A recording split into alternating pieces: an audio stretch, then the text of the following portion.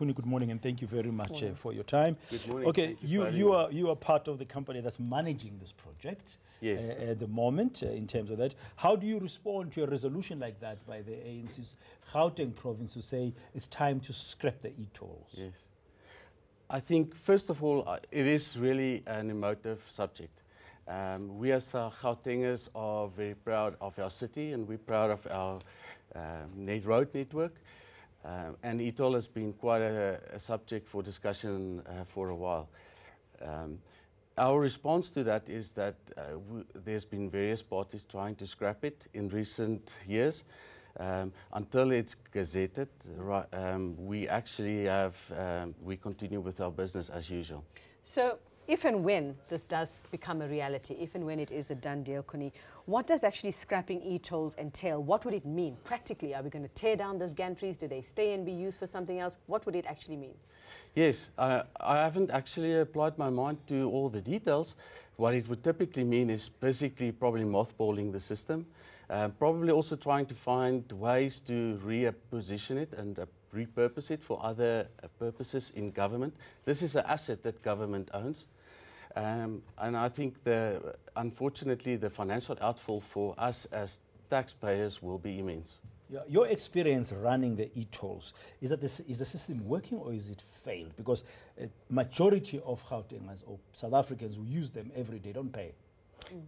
Yes, very interesting question, and thank you for asking that. We believe that because of the emotive content of this subject, we have never really been able to tell the public what a fantastic system it is. We do more transactions in a month than the whole banking sector in South Africa does in a month. The system works with 99% accuracy. It works very effectively. What we have there is 1,200 people, South Africans, all South Africans, that's got new skills, that's got new capabilities, and they are actually managing and administrating the system on a day-to-day basis. So, if and when this happens, if it does happen, what happens to our road infrastructure? What happens to maintaining the roads? Was this the only way?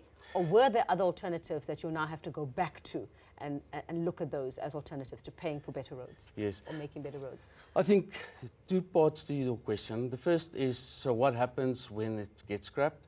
I think the fundamental thing will be that with a seizure of an income stream for Sunroll, the guarantees they raised and the bonds will become payable immediately. That will effectively mean that, if I have to speak bluntly, say government will have to write a check of 40 billion. Okay. Now, and that will increase VAT potentially with another 1%. So that's the impact for us as a road user. your company, are you also the collecting agency or not? Yes, we are the collecting agency. We get paid on a fee structure according to services rendered. So it is not a percentage of revenue that we I've seen reports saying that you are making more money than Sunroll is making a loss. Yes, I think that's a great misnomer. The situation that we actually have is that the opposite's actually true. CAPS, who is the holding company in Vienna, actually invested a couple of $100 million in South Africa already just to keep the system afloat. So I can guarantee you that no money has left South Africa at this point in time. And your agency is not making money? Not at all, no. Unfortunately, we have not been able to make money on this project as yet. I think we have reached a position of stability where we understand what we need to do, but we can assure the public that no profits have left the country. So, sorry, I need to ask this again. Sorry, I mean, you are a business. Yes. You've been given a contract to manage the etolls. Yes. Are you doing it for free? Currently, yes.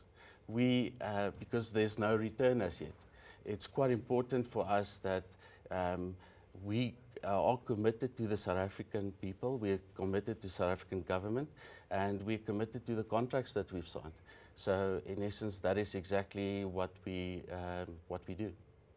Okay, well, and I suppose the other question will be those who've been paying Coenie already, will they get a refund if and when this is scrapped? They're probably going to wonder what happens to all the money they've sent.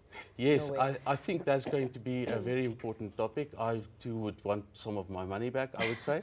And I think we will engage with government over the next couple of weeks to try and find a way to understand how we will deal with this issue.